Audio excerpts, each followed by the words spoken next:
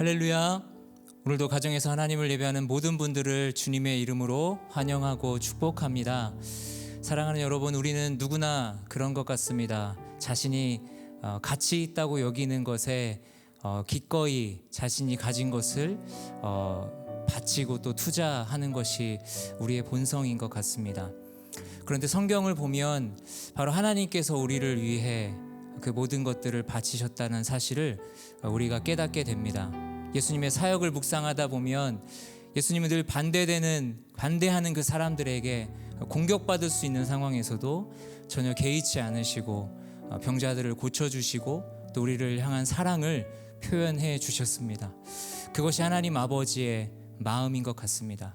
우리를 살리시려고 자신을 내어주시는 사랑, 그 어떤 위협과 공격에도 굴하지 않고 한 영혼을 고치시고 회복시키시는 그 사랑, 오늘 이 시간 우리가 그 하나님을 찬양하며 예배하기를 소망합니다. 우리를 위해 자신까지도 기꺼이 내어주시는 하나님, 우리를 끝까지 사랑하시는 하나님, 그 주님께 이 시간 우리도 마음을 다해서 주님이 우리의 가장 귀한 분이십니다, 그렇게 함께 고백하며 예배하는 오늘 하루가 되기를 소망합니다. 이 시간 우리의 예배를 받으실 하나님께 우리 먼저 큰 감사와 영광의 박수 올려드리며 함께 예배 자리로 나아가겠습니다. 할렐루야. 우리를 위해 모든 것을 내어주신 주님, 우리를 끝까지 사랑하시는 주님, 주님의 그 은혜와 사랑을 찬양합니다. 할렐루야.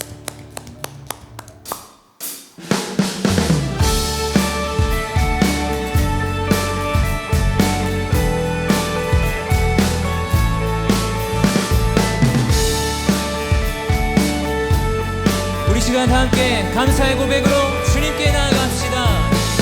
감사로 주님께 나가세, 모든 날의 주이신 기쁨으로 주님께 나가세, 모든 호흡의 주.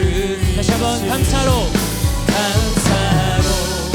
주님께 나가세, 모든 날의 주이신 기쁨으로 주님께 나가세, 모든 호흡의 주이신 주님께 모든 생명에게 새 날을 주시고 선하신 그 뜻대로 채우시니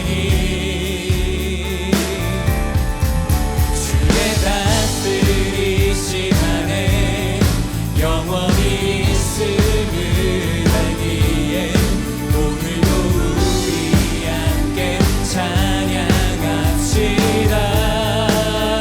감사로 주님께 나가세, 모든 날의 주이신 기쁨으로 주님께 나가세, 모든 호흡의 주. 한 번 더 감사로 주님께 나가세, 모든 날의 주이신 기쁨으로 주님께 나가세, 모든 호흡의 주이신 주님께 아멘. 길을 잃은 날에 방향이 되시고 선하신 그 뜻대로 인도하시니 주의 다스리심 안에 오늘이 있음을 영원히 주님을 찬양합니다. 찬양합시다. 아멘.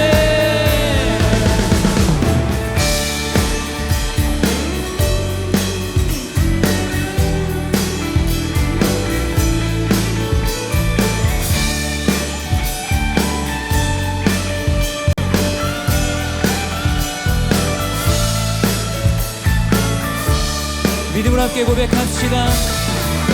주의 다스리심 안에 영원히 있음을 알기에 오늘도 우리 함께 찬양합시다. 이 시간에 오늘의 있음을 영원히 우리 함께 찬양하시. 우리 목소리 높여 감사로 주님께 나가세.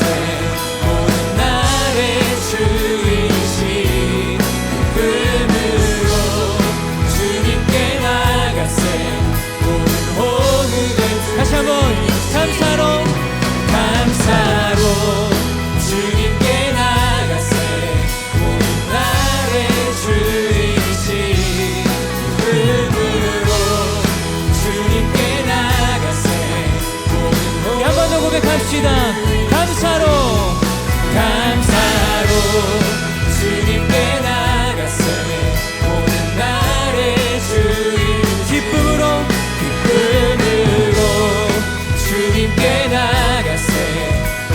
마지막으로 한 번 더 감사로 주님께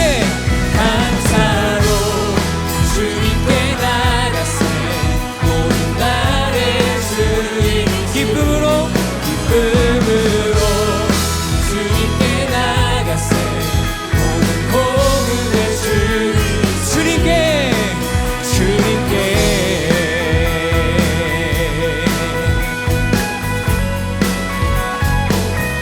우리 주님께.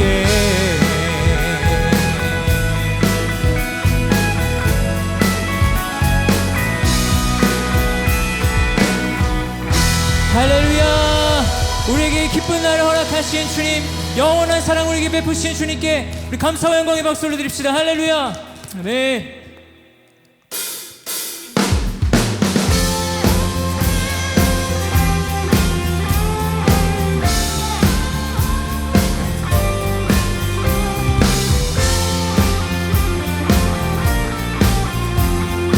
우리 시간 믿음으로 함께 고백하며 나아갑시다. 구주 예수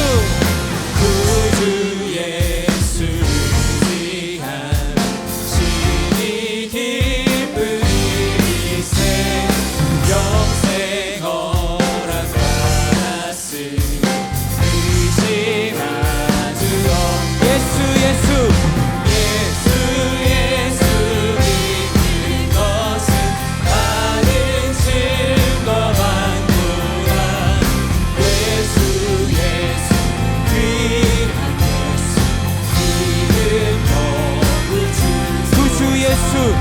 구주 예수 의지하시니 기쁘리. 주를 믿는 나의 맘 그의 비에 하게. 예수 믿는 것은 많은 증거만보다. 예수 귀한 예수 이름 거룩. 아멘.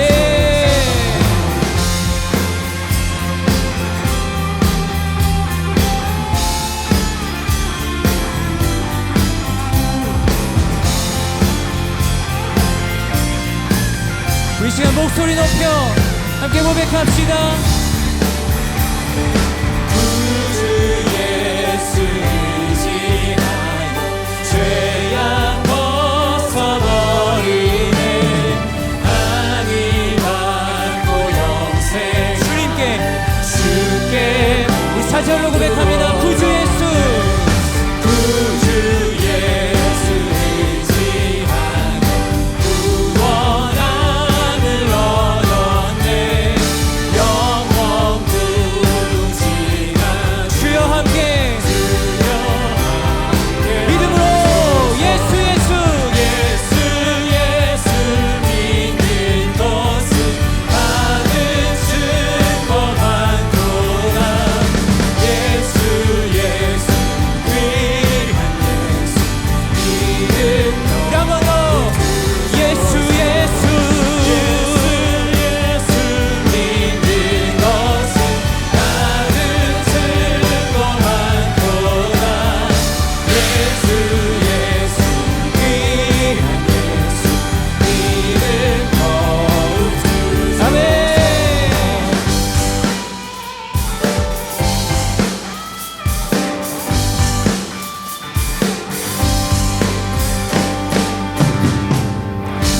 할렐루야.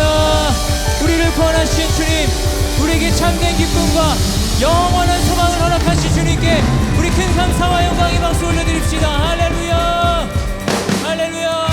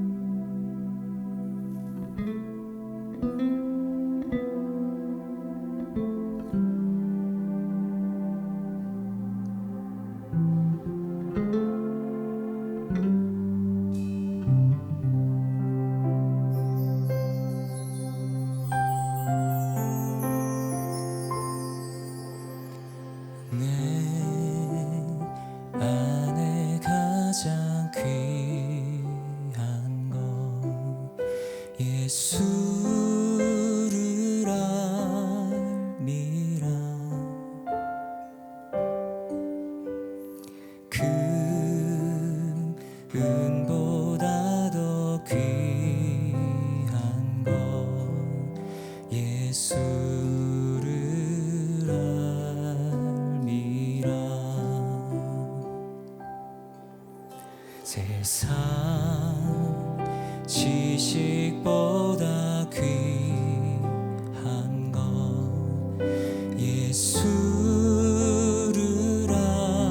알미라. 내 안에 가장 귀한 것 예수를 알미라.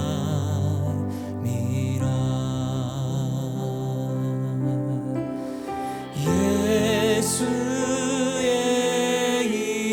이름 존귀한 그 이름. 예수의 이름 능력의 그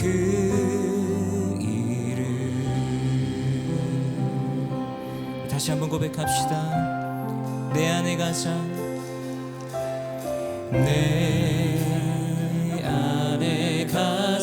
귀한 것 예수를 알미라. 그 은보다 더 귀한 것 예수를 알미라. 아멘. 세상 지식보다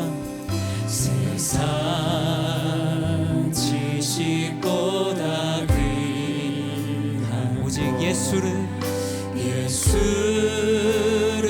알미라. 아멘. 내 안에 가장 귀한 것 예수를 알미라. 예수의 이름 존귀한 그 이름.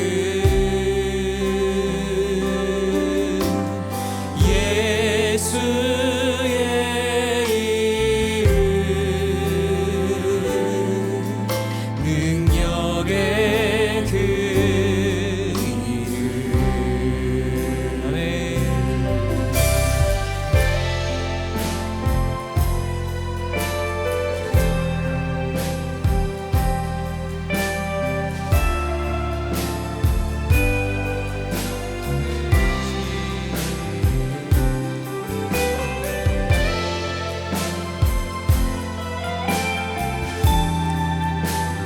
우리 시간 가장 귀한 주님의 이름을 부르며 함께 주님 앞에 나아갑시다.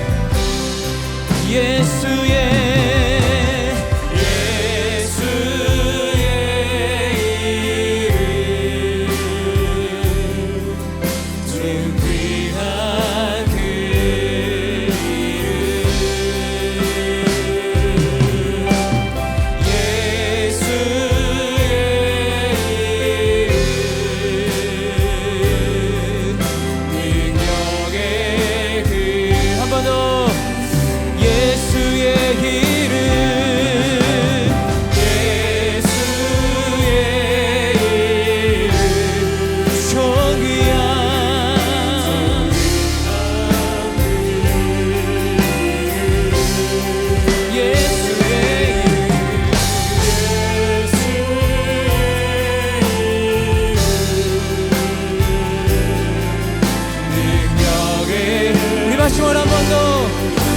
예수님의 이름을 부르며 나아갑니다.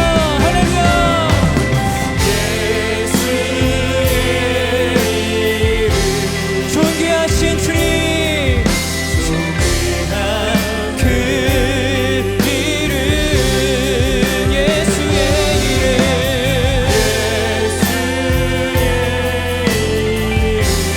능력의 주님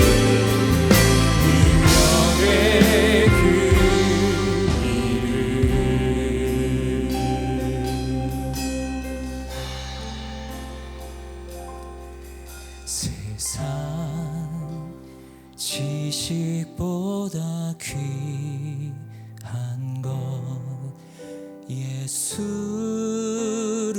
알미라. 내 안에 가장 귀한 것 예수를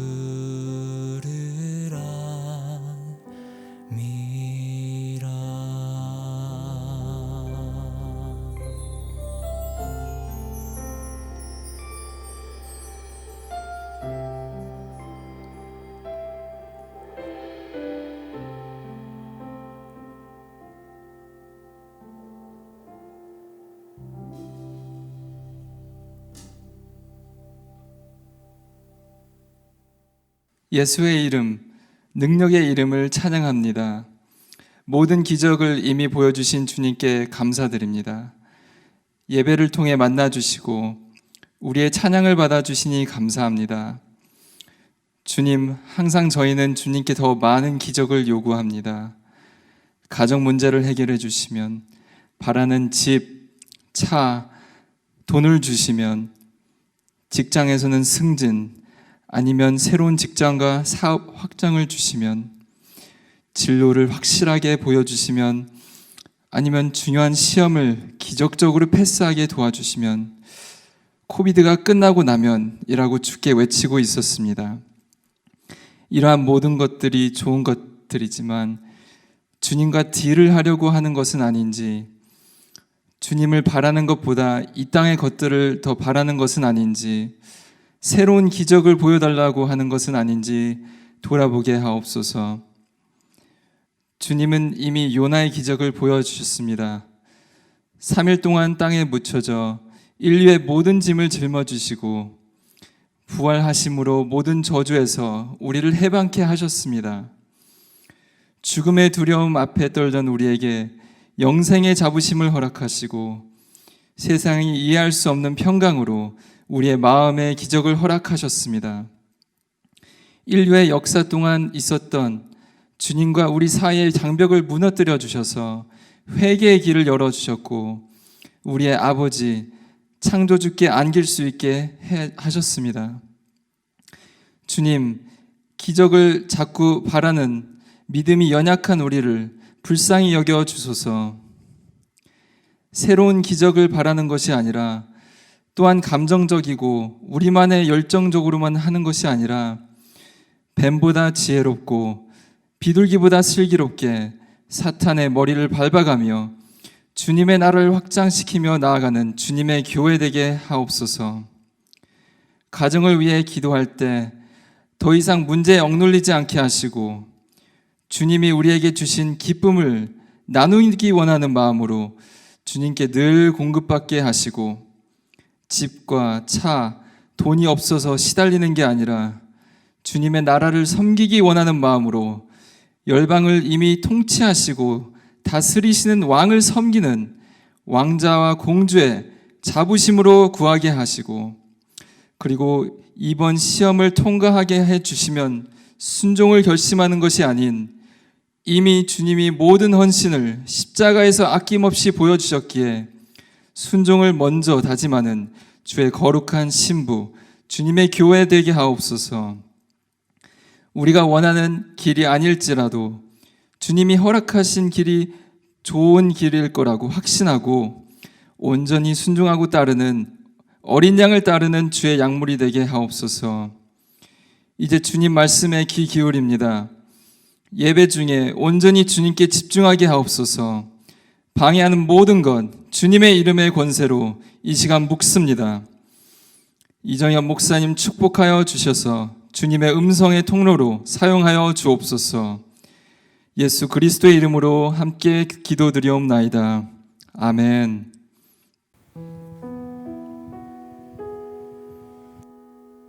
할렐루야. 2월의 두 번째 주일 영상으로 함께 하시는 사랑하는 온누리 가족 여러분, 주님의 이름으로 환영하고 축복합니다. 저를 따라해 보시겠습니다. 예배드리면 행복합니다. 예배드리면 행복합니다. 사랑하는 여러분, 만물이 약동하는 계절입니다. 동백은 진작에 꽃을 피웠고 양지 바른 곳에는 별 목련과 사과나무가 꽃잎을 활짝 열었더라고요. 말하지 않아도 계절은 벌써 우리의 삶의 자리에 이만큼 들어와 있습니다. 꽃핀 자리들을 서성이며 한참 동안 하나님의 신실하심을 새겨보았습니다. 아, 그래서 우리가 사는구나. 우리 옆에 계신 분들의 이렇게 한번 고백해 보실까요? 아, 그래서 우리가 사는구나. 아, 그래서 우리가 사는구나. 사랑하는 여러분, 오는 수요일부터 사순절이 시작됩니다. 사순절의 시작을 알리는 날을 교회력에서 제수요일이라고 합니다. 이마에 죄를 바르고 자신의 죄를 회개하며 주님의 고난을 묵상하는 시간이죠. 주변을 보니 백신을 맞으신 분들이 많으시더라고요. 참 다행이고 감사합니다. 이렇게 지금의 힘들었던 시간들은 끝이 날 것입니다. 그리고 먼 훗날 우리는 지금을 추억할 것입니다. 그러면서 문득 이런 생각 들었습니다. 지금을 그냥 흘려보내면 안 되겠다. 머리에 죄를 뿌리고 깊은 회개와 돌이킴으로 다가오는 새로운 회복과 부활을 맞이해야 하지 않을까요? 사랑하는 여러분, 오늘 예배가 전심으로 주님을 향한, 주님만 바라는 영과 진리의 예배 될 수 있기를 주님의 이름으로 축복합니다. 이 시간 곁에 계신 분들 바라보시면서 손 내밀어 함께 축복하시겠습니다. 은혜의 주님이 당신을 축복합니다. 은혜의 주님이 당신을 축복하고 사랑의 주님이 함께 하시네. 은혜의 주님이 당신을 축복하고 사랑의 주님이 함께 하시네. 우리 가슴에 손을 얹고 은혜의 주님이 내 삶을 축복하십니다. 은혜의 주님이 내 삶을 축복하고 사랑의 주님이 함께 하시네. 은혜의 주님이 내 삶을 축복하고 사랑의 주님이 함께 하시네. 우리 서로에게 축복의 박수하기 원합니다. 할렐루야. 영상 예배에 함께 하시는 온누리 가족이 되기 원하시는 분들은 교회 이메일로 신청하여 주시기 바랍니다. 자세한 안내와 도움 드리겠습니다. 교회에서 알리는 말씀 드리겠습니다. 주보를 참고해 주시면 감사하겠습니다. 현재 교회의 코비드-19 대응 단계는 기존과 동일합니다. 변경 사항이 있을 시 계속 공지해 드리겠습니다. 오늘 있을 2월 비전 헌금은 푸엔테스 델 바이의 마을 개발을 위해 드립니다. 기도하며 동참해 주시기 바랍니다. 3월 큐티책 생명의 삶이 나왔습니다. 다음 주일 교회 주차장에서 드라이브 스루 진행합니다. 필요하신 분들은 이용해 주시기 바라며 LA 외 지역에 거주하시는 분은 우편 발송해 드립니다. 시간은 2월 21일 주일 오후 1시부터 3시까지며 책값은 5불입니다. 자세한 문의는 저에게 연락 주시면 감사하겠습니다. 올해 초 실시했던 오마 연합 집회에 개건하신 분들께 선물을 드립니다. 집회 당일 실시간 참여를 기준으로 개건하신 분들은 모두 받아가실 수 있습니다. 일시와 장소는 2월 21일 주일 오후 1시부터 3시까지 교회 주차장이며 생명의 삶 드라이브 스루와 함께 진행됩니다. 관련 문의는 최초롱 목사님께 부탁드리겠습니다. 2020년 텍스 리턴을 위한 기부금 내역서가 필요하신 분들은 교회 이메일로 신청해 주시기 바랍니다. 신청하실 때 한글과 영문 이름과 생년월일, 주소, 이메일도 함께 보내주시기 바랍니다.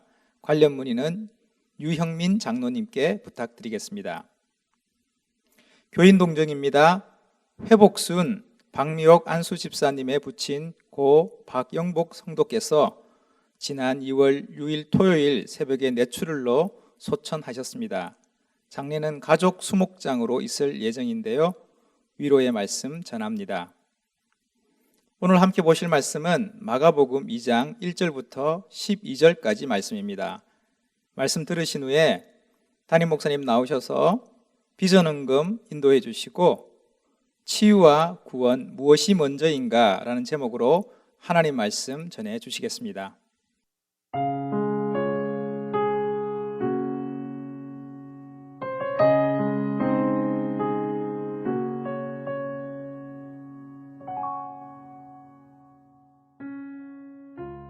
며칠 후 예수께서 가버나움으로 다시 들어가시자 예수께서 집에 계신다는 소식이 퍼졌습니다. 그러자 얼마나 많은 사람들이 모여들었던지 집안은 물론 문 밖까지도 발 디딜 틈이 없었습니다. 예수께서는 그들에게 말씀을 전하셨습니다. 그때 네 사람이 한 중풍 환자를 예수께 데리고 왔습니다. 그러나 사람들이 너무 많아 예수께 가까이 갈 수가 없었습니다. 그래서 그들은 예수께서 계신 곳 바로 위에 지붕을 뚫어 구멍을 내고 중풍 환자를 자리에 눕힌 채 달아내렸습니다. 예수께서는 그들의 믿음을 보시고 중풍 환자에게 말씀하셨습니다. 얘야, 내 죄가 용서받았다. 거기 앉아있던 율법 학자들은 속으로 생각했습니다. 저 사람이 어떻게 저런 말을 할 수 있단 말인가? 하나님을 모독하고 있구나. 하나님 한 분 말고 누가 죄를 용서할 수 있단 말인가? 예수께서는 이들이 속으로 이렇게 생각하는 것을 마음으로 곧 알아채시고 율법 학자들에게 말씀하셨습니다. 왜 그런 생각을 하느냐? 중풍 환자에게 내 죄가 용서받았다는 말과 일어나 자리를 들고 걸어가거라는 말 중 어떤 말이 더 쉽겠느냐? 그러나 인자가 땅에서 죄를 용서하는 권세가 있는 것을 너희에게 알려주겠다. 그리고 예수께서 중풍 환자에게 말씀하셨습니다. 내가 내게 말한다. 일어나 내 자리를 들고 집으로 가거라. 그러자 중풍 환자는 모든 사람들이 보는 앞에서 벌떡 일어나 자리를 들고 밖으로 나갔습니다. 사람들은 모두 크게 놀라 하나님께 영광을 돌리며 이런 일은 난생 처음 본다고 말했습니다.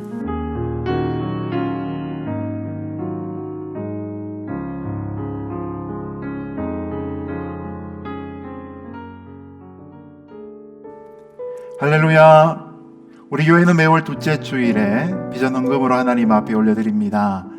이번 비전 헌금의 주제는 멕시코 바하캘리포니아 푸엔테스델바이의 마을에 있는 아이들을 위한 방과 후 학교와 그리고 그곳에 있는 분들을 위한 직업훈련 센터를 지어 올렸는데 그곳에 들어갈 프로그램을 위한 헌금이 되겠습니다.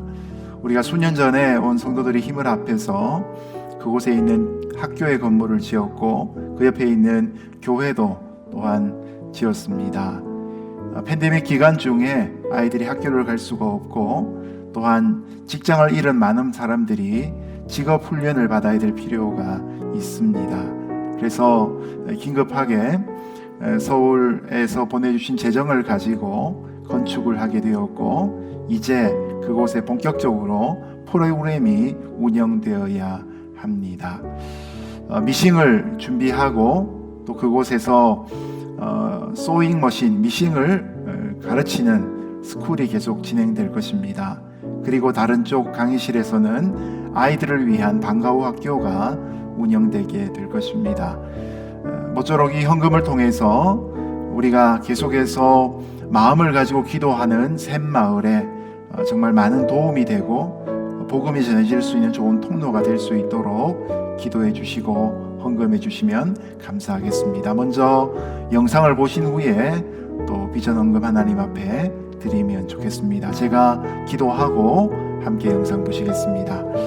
하나님 아버지, 바캘리포니아의 한 마을을 저희가 알게 하시고 그곳에 학교도 짓고 교회도 지으며 이제 크게 세 번째로 교육관을 새롭게 신축하게 하신 것을 감사합니다. 그 공간에 직업훈련하는 귀한 일들이 새롭게 시작되기를 원하고 아이들을 위한 방과 후 학교가 운영되기를 소원합니다. 이 모든 프로그램을 위한 재료들이 잘 준비될 수 있도록 하나님 은혜를 베풀어 주시고 또 그곳에 있는 사람들을 통해서 이 센터가 정말 그 사람들의 자활을 도울 수 있는 또 교육을 돌볼 수 있는 귀한 통로로 쓰임받게 하여 주옵소서. 예수님 이름으로 기도드렸습니다. 아멘.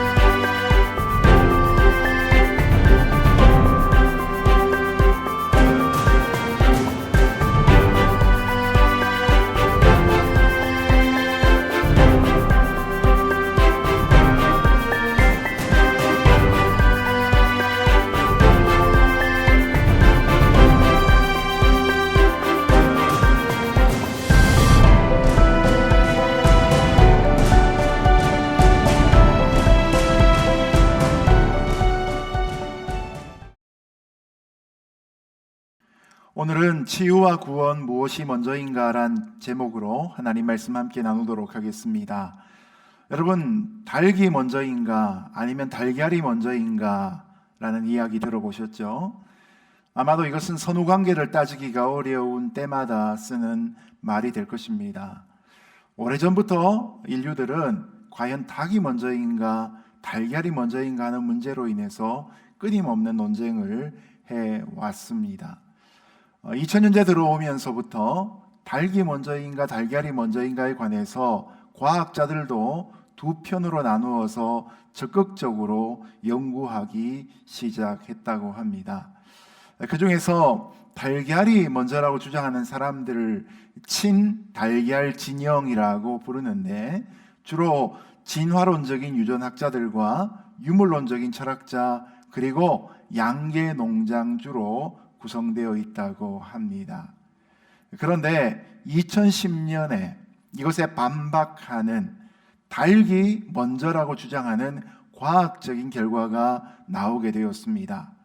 2010년에 영국 셰필드 대학교 재료공학과 교수인 콜린 프리먼 교수 연구팀이 달걀 껍질의 형성 과정을 슈퍼컴퓨터로 시뮬레이션을 해보니까 오보클레디닌 17, 줄여서 OC 세븐틴이라는 단백질이 필요하다는 것을 밝혀내었는데, 이 OC17이라는 단백질은 오직 닭의 난소에만 존재한다는 것을 밝혀내게 된 것입니다.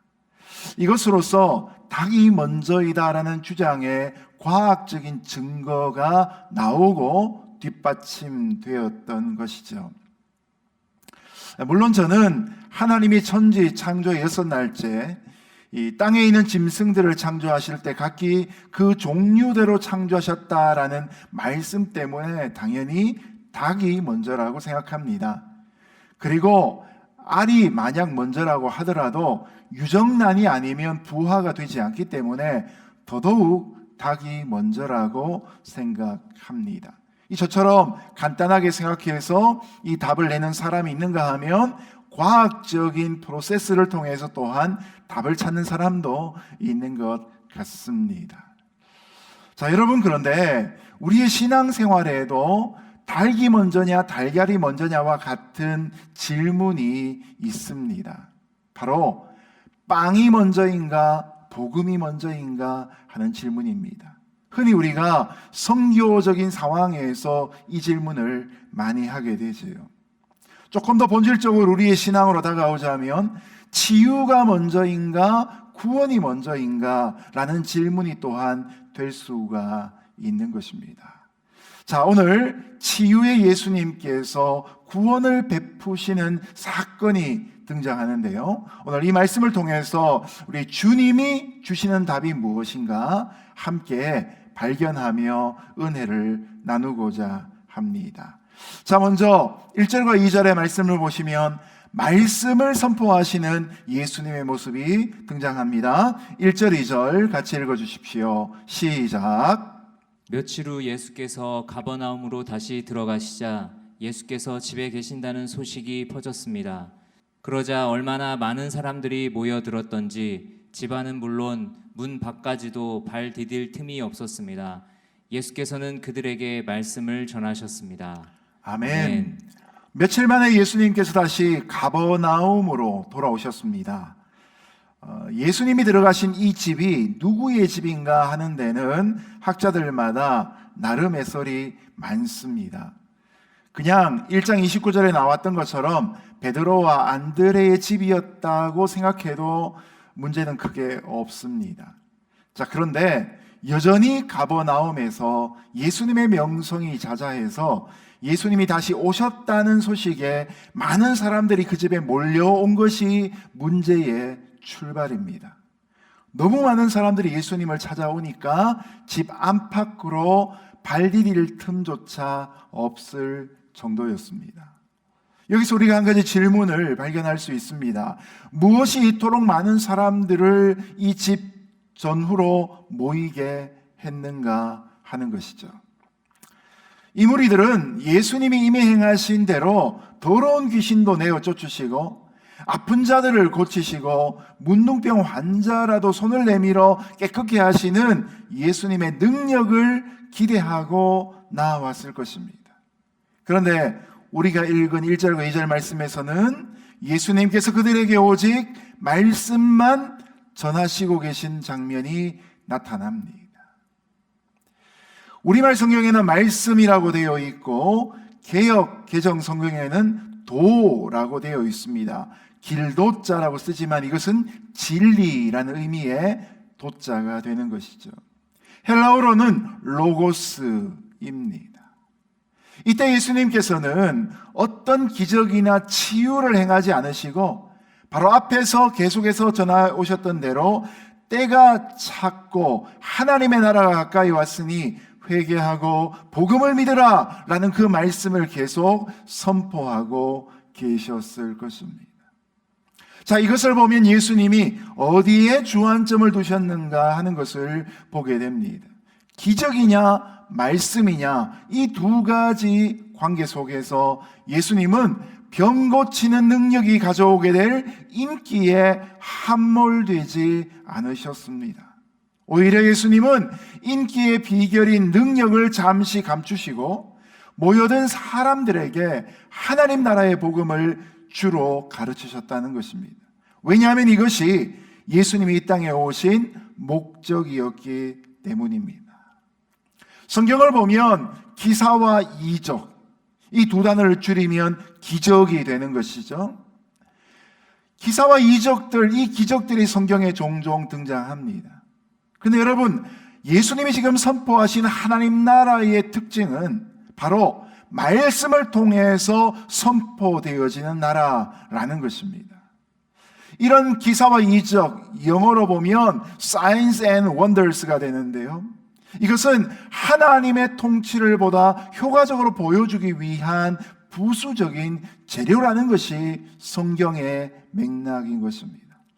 길과 진리요 생명 되신 예수님이 말씀으로 하나님 나라를 가르치는 것이 본질적인 것이었고, 죄악 가운데 둥글며 고통 가운데 울부짖던 사람들의 삶의 형편을 회복시키기 위해 주님의 기사와 이적들이 동반되어져 왔던 것이죠. 그래서 지난주까지의 말씀 속에서 때로는 예수님 앞에 기적을 바라고 나오는 사람들을 오히려 예수님은 피해서 한적한 곳으로 가셨던 모습을 보게 되는 것이죠. 말씀으로 하나님 나라의 본질을 풍성하게 누리지 못한다면 우리는 단지 병만 고치거나 가난을 면하는 것으로 그냥 끝나버릴 것입니다. 여러분, 시한부 말기 암 환자에게 그저 극약 처방에서 며칠 데드라인 멈추는 것, 그것으로는 큰 변화가 일어날 수가 없는 것이죠. 그 사람이 벌떡 일어설 수 있는 생명을 주는 것이 가장 시급한 일 아니겠습니까? 우리 인생을 돌아보면 한 문제가 해결이 되면 또 다른 문제가 곧 찾아옵니다. 마치 봉우리가 겹쳐 있는데 멀리서 보면 하나인 것 같지만 가까이 가보면 두 개, 세 개가 겹쳐 있는 것처럼 이 문제를 좀 극복하고 졸업하고 나면 그 다음 문제가 또 떡하니 우리 앞에 와서 기다립니다. 우리 인생의 문제 풀려져야 합니다. 그러나 인생의 모든 문제가 풀리기 전에 먼저 있어야 할 것이 무엇입니까?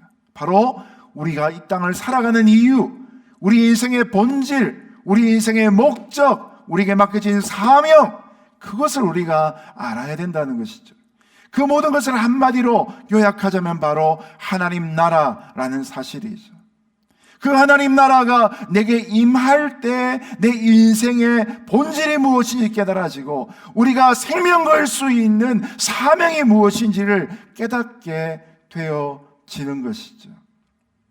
여러분, 저와 여러분이 예수님 앞에 나아올 때 단순히 급한 인생의 문제와 또한 응답받고 싶어하는 소원만 갖고 나오지 않기를 주님의 이름으로 축복합니다. 주님 앞에 나오는 진정한 목적이 바로 말씀 듣기 위한 목적이 될 수 있기를 예수님의 이름으로 축복합니다. 무엇보다 하나님의 말씀으로 우리 인생의 목적을 온전히 깨닫고 방향을 분명히 정하고 그 가치를 깨달으며 그 의미를 깨달을 수 있는 역사가 있기를 주님의 이름으로 축복합니다. 우리 이어지는 말씀 3절에서 5절 같이 읽겠습니다. 시작. 그때 네 사람이 한 중풍 환자를 예수께 데리고 왔습니다.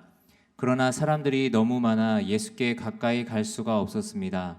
그래서 그들은 예수께서 계신 곳 바로 위에 지붕을 뚫어 구멍을 내고 중풍 환자를 자리에 눕힌 채 달아내렸습니다. 예수께서는 그들의 믿음을 보시고 중풍 환자에게 말씀하셨습니다. 얘야, 네 죄가 용서받았다. 아멘. 예수님의 가르치심이 무르익어갈 무렵에 황당한 일 한 가지가 벌어집니다. 갑자기 예수님이 계신 그곳에 천정에서 흙먼지가 떨어지기 시작하더니 천정의 한쪽에 생긴 구멍으로부터 빛이 들어오기 시작하고 그 구멍이 점점 커지면서 어느새 큰 공간이 뻥 뚫렸습니다. 그런데 거기서 밧줄에 매달린 침상이 하나 내려오는데 앙상한 몰골을 한 중풍 환자 한 사람이 거기 누워 있었습니다. 여러분, 이 순간에 그 집 주인의 마음이 어떠했을까요? 예수님의 말씀을 듣고 있던 청중의 마음은 또 어떠했을까요? 어쩌면 한쪽에서는 뚫린 지붕에서 내려오는 침상을 향해 손가락질하고 욕하는 소리가 터져 나왔을지도 모릅니다. 그렇게 한 사람이 한마디씩 하면 좀 전까지 예수님의 말씀으로 은혜로 가득 차 있던 그 공간도 순식간에 아수라장이 되어버리고 말았을 것입니다. 그런데 이 난리법석을 피운 사람들에게도 나름의 이유가 있었습니다. 백성들의 아픔을 공감하시고 온갖 치유를 다해 주신 예수님의 소문을 듣고 보니 자기들 가까이에 있던 이 중풍 환자에 대한 안타까움이 커졌던 것입니다. 본문은 중풍 환자가 예수님께 먼저 가고 싶어서 이 네 사람에게 부탁을 했는지, 아니면 이 네 사람이 중풍 환자에 대한 안타까움 때문에 먼저 제안을 했는지는 말하고 있지는 않습니다. 어쨌든 누군가의 제안으로 이들의 도움 때문에 이곳에 오게 된 것이죠. 이 네 사람은 특별히 중풍 환자를 구하려는 간절한 마음으로 소문으로 들었던 예수님께 희망을 걸고 온 것입니다. 그런데 와보니 상황이 녹록치 않았던 것이죠. 예수님이 계신 집을 사람들이 겹겹이 둘러싸고 있었던 것입니다. 정말 발 디딜 틈조차 없었던 것이죠. 바로 앞에 있는 사람에게 우리가 데리고 온 이 사람의 상태가 너무 심각하니까 좀 길 좀 열어달라고, 당신의 번호표 좀 나한테 좀 달라고 아무리 사정을 해도 도통 양보할 기색이 보이지 않았던 것이죠. 여기 지금 생사가 오락가락하는 중환자가 앞에 있다고 그렇게 설명을 해도 여러분, 감기 환자인들 그 자리를 양보해 주고 싶은 마음이 생기겠습니까? 왜냐? 다들 자기 입장이 가장 중요하다고 생각하니 양보란 게 있을 수 없는 형편이었던 것이죠.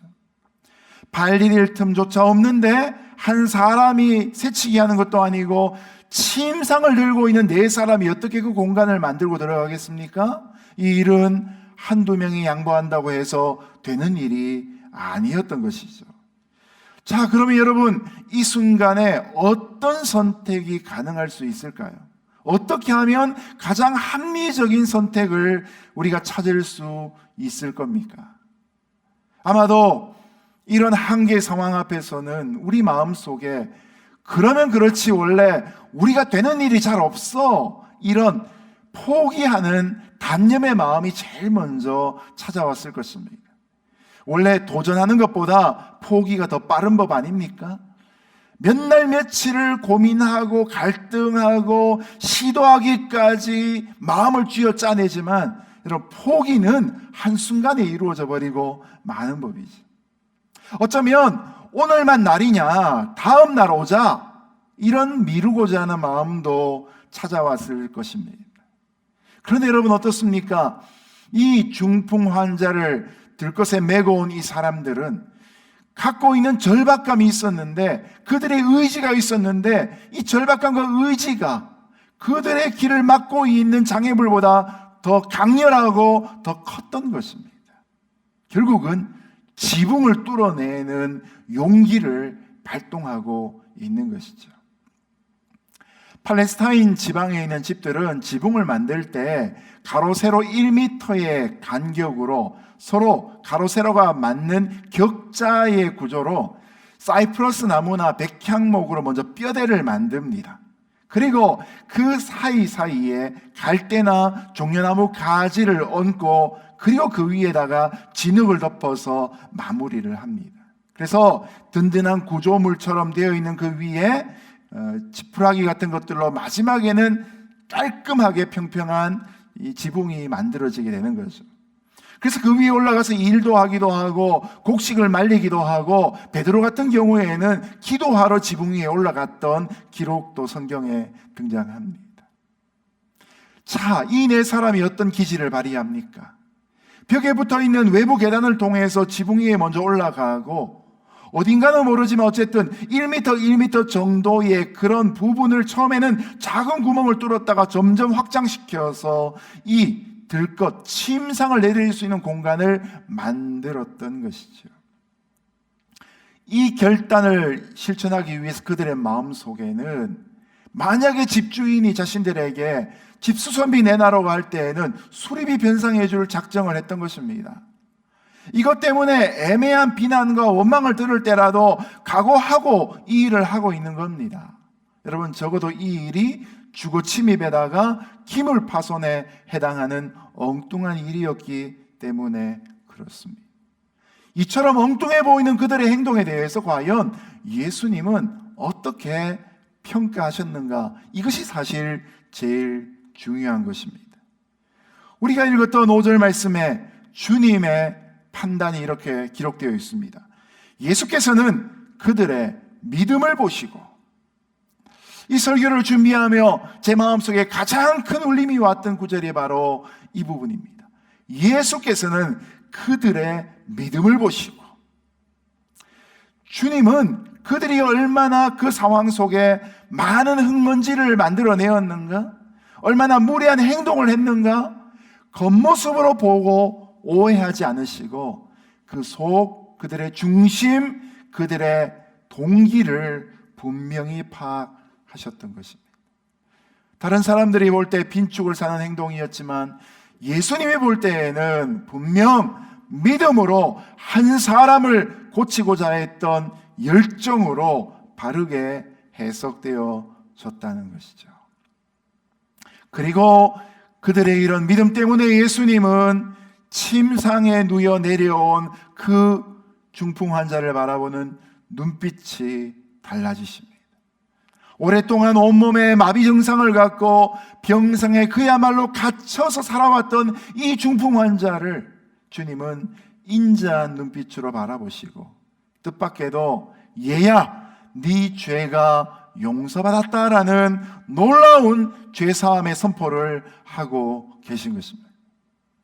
이 중풍 환자를 데리고 왔던 네 사람의 기대에는 그의 질병이 고침받는 일이었는데 오히려 예수님은 거기서 나아가서 그의 내면에 있는 죄의 문제까지도 건드리시며 그것을 해결해 주시는 은혜를 덧입혀주고 계신 것입니다.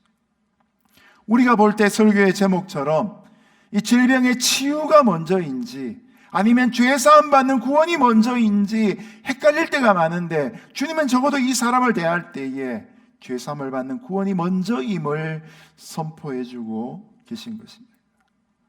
자, 그렇다면 여러분, 이 중풍 환자의 삶의 질병의 치유뿐만 아니라 이 죄사함의 구원을 얻게 했던 이 네 사람의 믿음, 예수님에게 인정받았던 그들의 그 믿음, 이것이 과연 무엇인가를 우리는 골똘하게 생각하고 묵상해 볼 필요가 있지 않겠습니까? 과연 믿음이란 무엇입니까? 믿음은 헬라어로 피스티스입니다. 신약 성경에 보면 무려 243번이나 등장합니다. 이 성경의 피스테스는 적어도 3가지 이상의 차원을 갖고 있습니다. 자, 첫 번째 믿음이란 것은 이 주어진 메시지를 수용해서 지적이면서도 동시에 영적인 동의를 보이는 마음의 상태를 언급하는 단어입니다. 우리가 잘 아는 갈라디아 3장 6절에 보면 이런 말씀이 있습니다. 아브라함이 하나님을 믿음에 라고 말합니다. 아브라함이 하나님의 말씀을 믿습니다. 아브라함의 말씀을 귀로 들었고 그것을 믿었던 것이죠. 눈으로 보았던 것을 또한 믿었던 것이죠. 주어진 메시지를 받아들이고 그것으로 지적이며 영적인 동의를 하는 것입니다. 두 번째로 믿음의 차원은 갈라디아서 5장 22절에 나오는데요, 충성이나 신실이라는 단어로 번역이 되는 일관성이 있어 신뢰할 만한 태도나 특성을 뜻하는 단어입니다. 여러분, 갈라디아서 5장 22절에는 우리가 잘 아는 성령의 열매 9가지가 등장하는데요, 오직 성령의 열매는 사랑과 희락과 화평과 오래 참음과 자비와 양성과 충성과 이렇게 나옵니다. 근데 이 충성과라는 단어가 원어로 가보면 피스티스라고 되어 있습니다. 믿음이라고 적어도 될 부분을 성경은 번역하면서 한글로는 충성이란 단어로 썼던 것이죠. 믿음의 영역 속에 충성의 단계가 있습니다. 자, 우리가 하나님의 말씀을 듣고 그 복음을 듣고 마음으로 믿습니다. 이 첫 번째 단계의 믿음이었죠. 이것을 통해서 우리는 개인의 믿음으로 구원을 받습니다. 그런데 그 다음에 이 믿음으로 살아가는 것은 무엇입니까? 바로 일관성이 있어서 신뢰할 만한 태도나 특성을 하나님께 보이며 살아가는 것이죠. 믿음으로 구원을 받을 뿐만 아니라 믿음으로 살아가는 삶이 바로 두 번째 차원의 믿음인 것이죠. 그런데 이것으로 끝나지 아니하고 세 번째 믿음의 차원이 있습니다. 이 세 번째 믿음의 차원은 기적과 능력을 일으키는 강한 신념을 일컬을 때 피스티스란 단어로 사용되어집니다.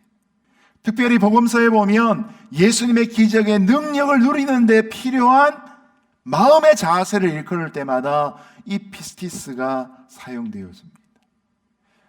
데살로니가전서 1장 3절에 보면 사도 바울이 데살로니가 교회를 칭찬하는 중요한 세 가지 단어가 사용되어집니다. 믿음, 소망, 사랑에 관한 말이 있는데 여기에 중요한 단어 하나씩을 더 붙입니다.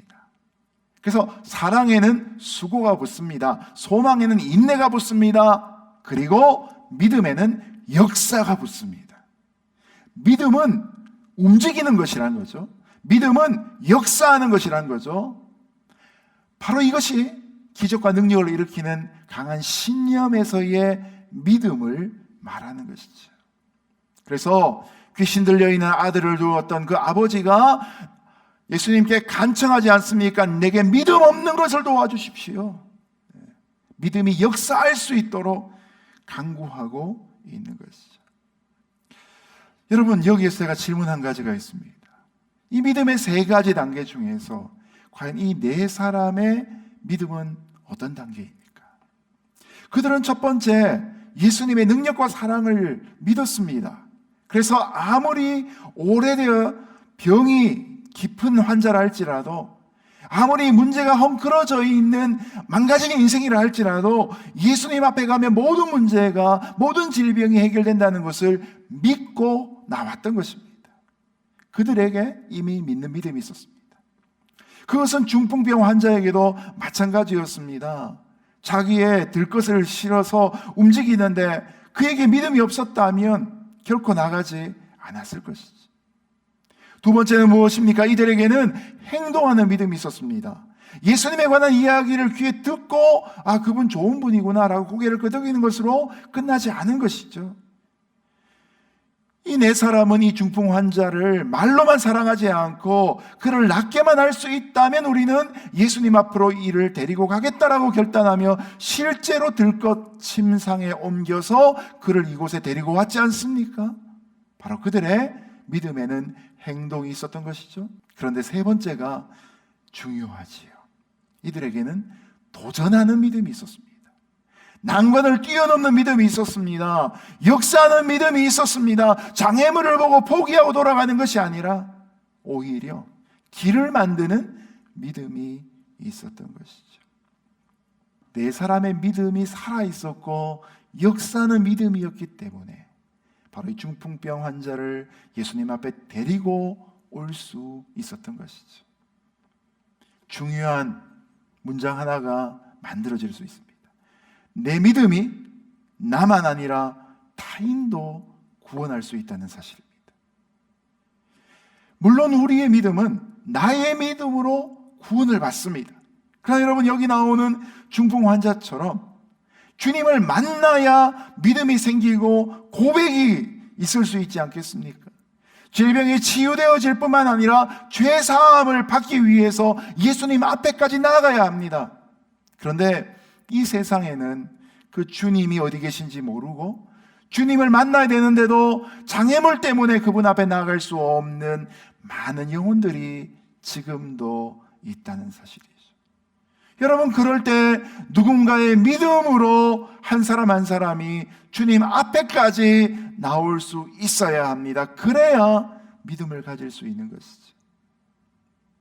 그런 사람들의 믿음의 발걸음이 느려질 때마다 하나님은 지금도 지붕을 뚫는 지혜와 용기를 그들에게 주신다는 사실을 우리는 결코 잊어서는 안 될 것입니다. 그리고 구원받는 한 생명이 누리는 자유를 통해서 우리는 우리의 수고를 넉넉히 위로받을 수 있는 것이죠. 여러분, 저와 여러분의 믿음이 나의 고백으로 내 구원을 이룰 뿐만 아니라 믿음으로 살아가는 삶뿐만 아니라 믿음의 역사를 통해서 하나님 앞에 영혼을 구원하고 하나님 나라를 확장하는 귀한 일에 분명히 쓰여질 수 있기를 예수님 이름으로 축복합니다. 우리 이어지는 말씀 계속해서 같이 읽겠습니다. 시작. 거기 앉아있던 율법학자들은 속으로 생각했습니다. 저 사람이 어떻게 저런 말을 할 수 있단 말인가?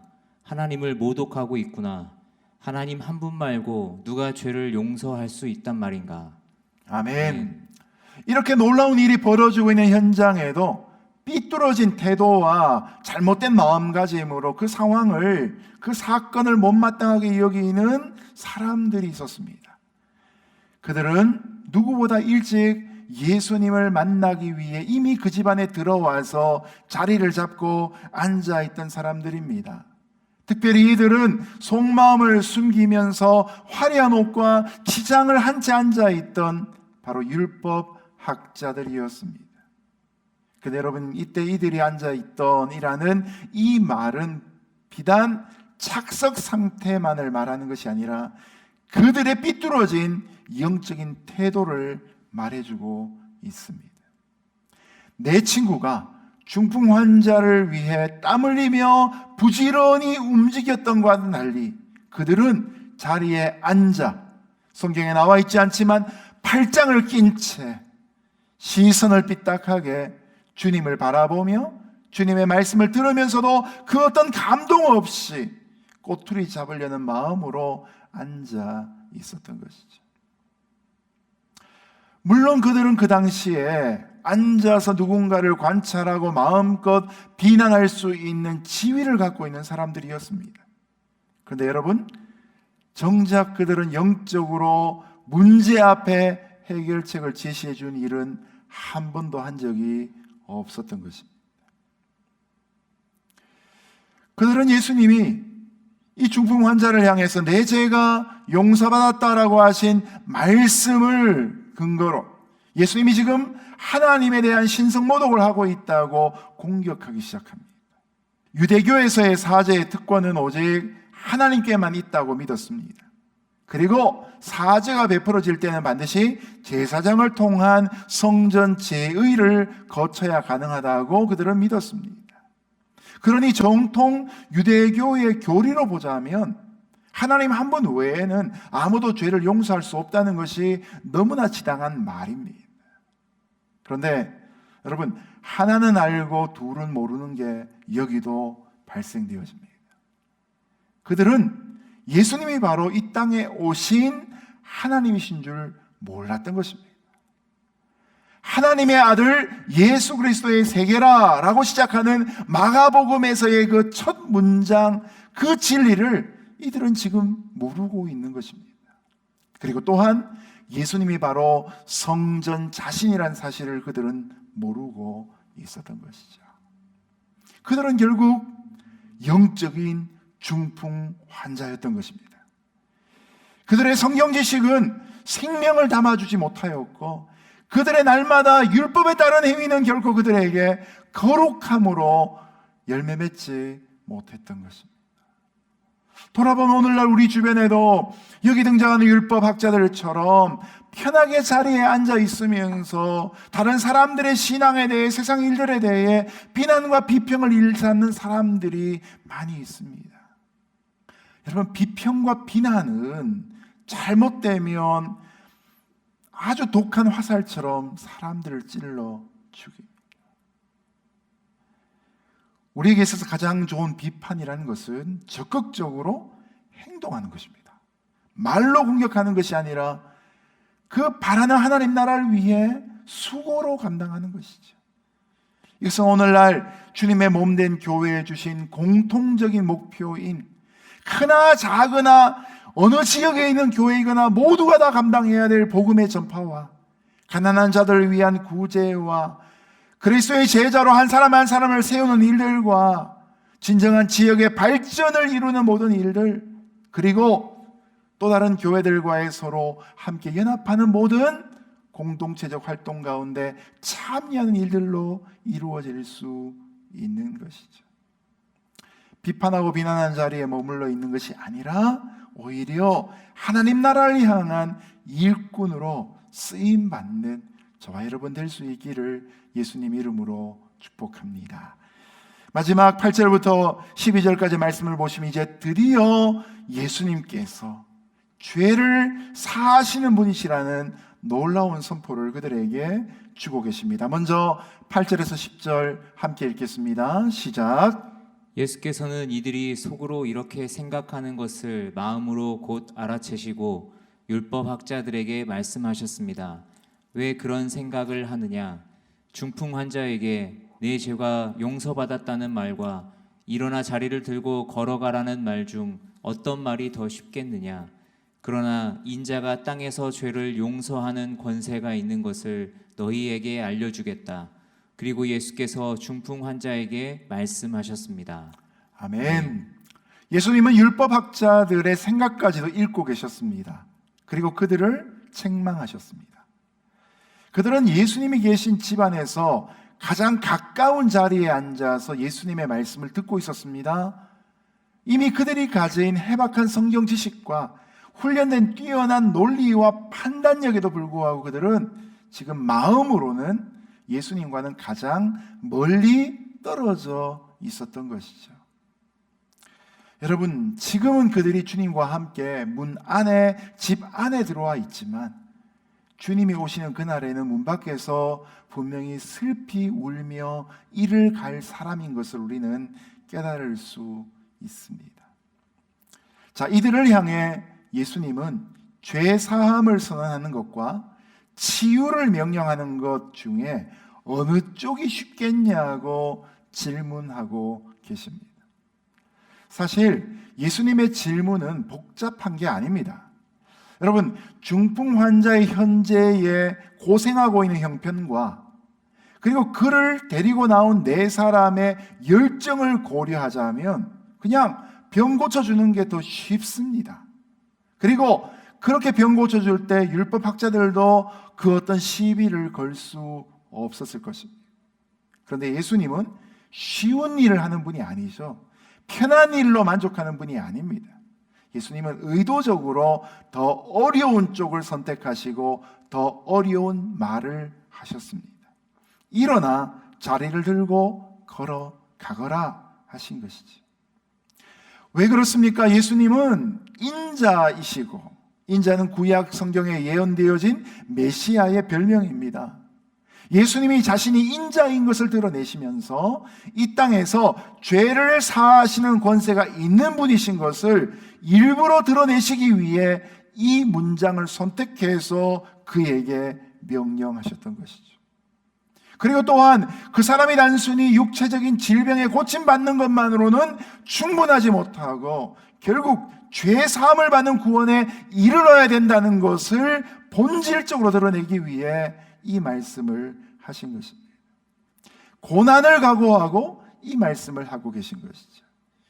번거롭지만 중풍 환자의 죄를 사하시는 예수님의 말씀 이후에 어떤 일이 벌어집니까? 마지막 11절 12절 같이 읽겠습니다. 시작. 내가 네게 말한다. 일어나 네 자리를 들고 집으로 가거라.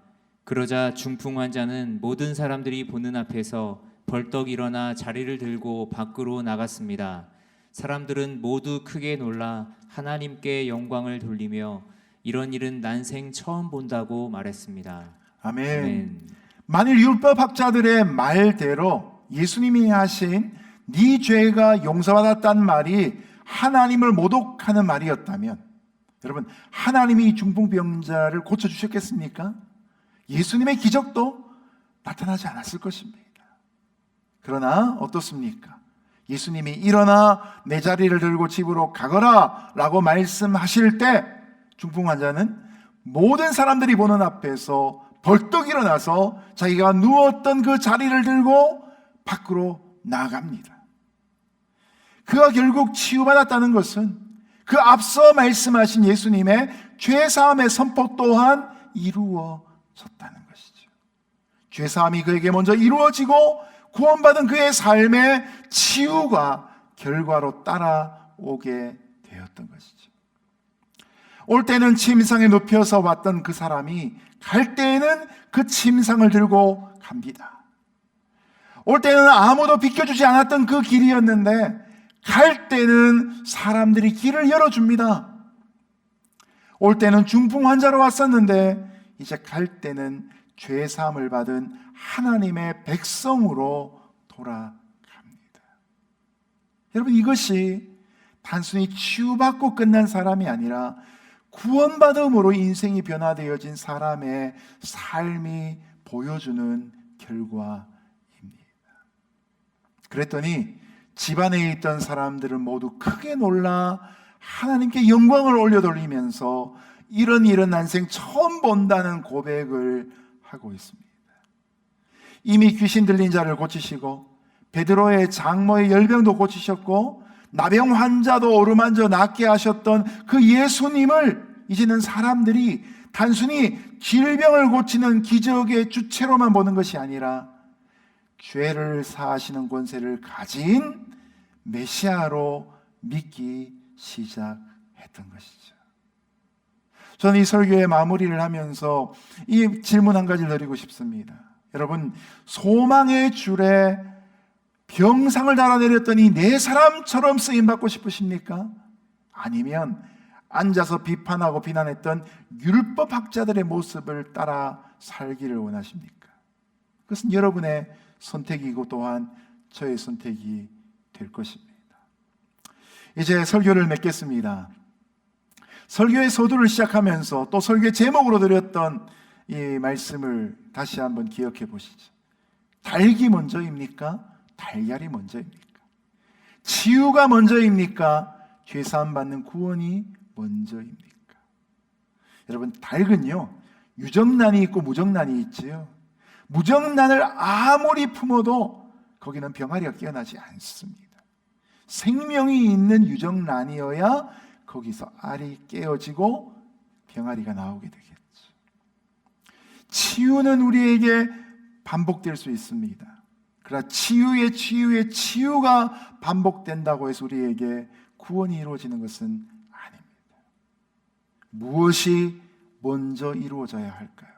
물론 기사와 이적을 이 땅에서 수없이 행하셨지만 예수님의 모든 사역의 초점은 결국 우리 영혼 구원이었습니다.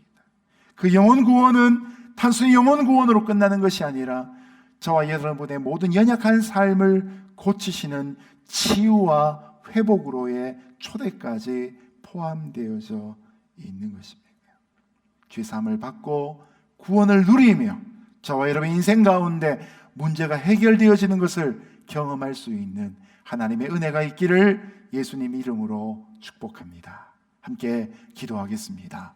고맙고 감사하신 하나님 아버지, 눈앞에 보이는 것에 급급하고 내 소원이 만족되는 그 자리에만 멈춰있던 우리의 삶을 회개합니다. 입술로 시인하여 구원을 이루는 것뿐만 아니라 이 믿음으로 살아가는 삶에 만족하는 것뿐만 아니라 이제는 나의 믿음으로 이 땅 가운데 그 누군가를 구원할 수 있는 구원의 통로로 쓰임받게 하여 주옵소서. 예수님 이름으로 기도드렸습니다. 아멘.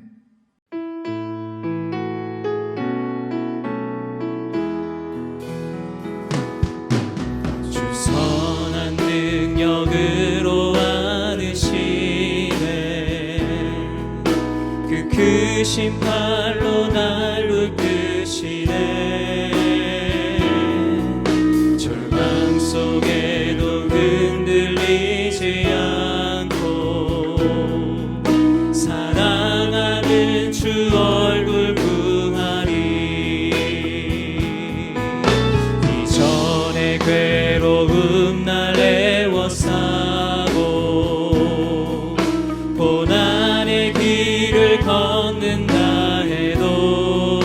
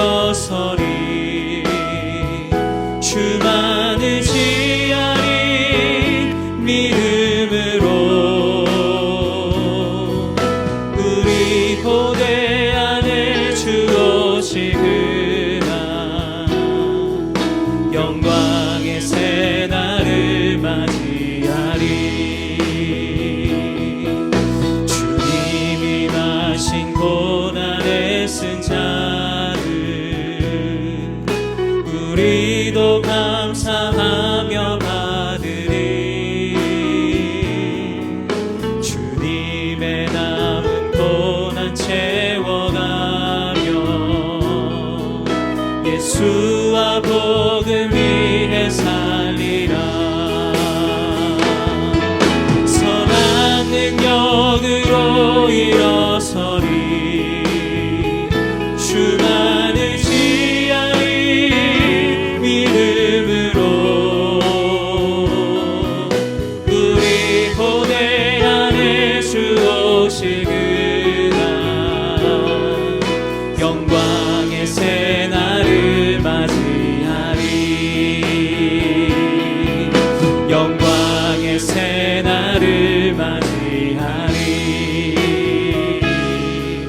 영광의 새날을 맞이하리.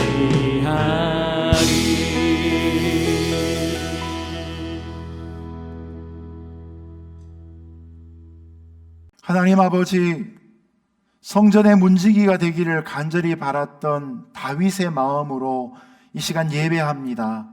주님이 영광을 받으시고 하나님의 은총이 우리의 삶에 날마다 부어지는 역사 있게 하여 주옵소서.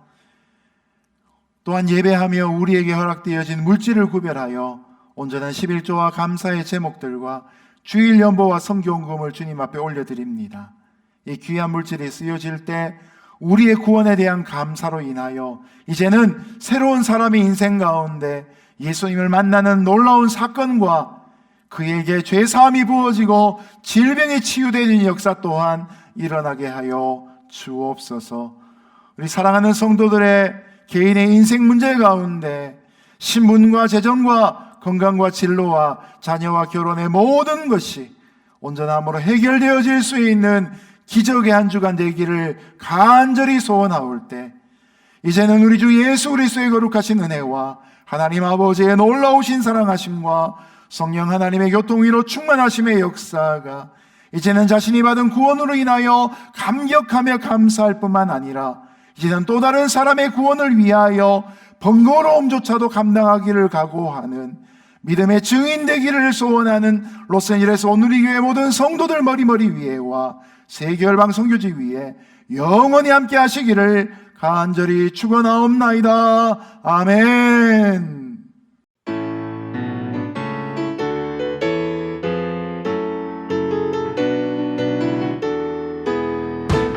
우리 함께 고백합니다.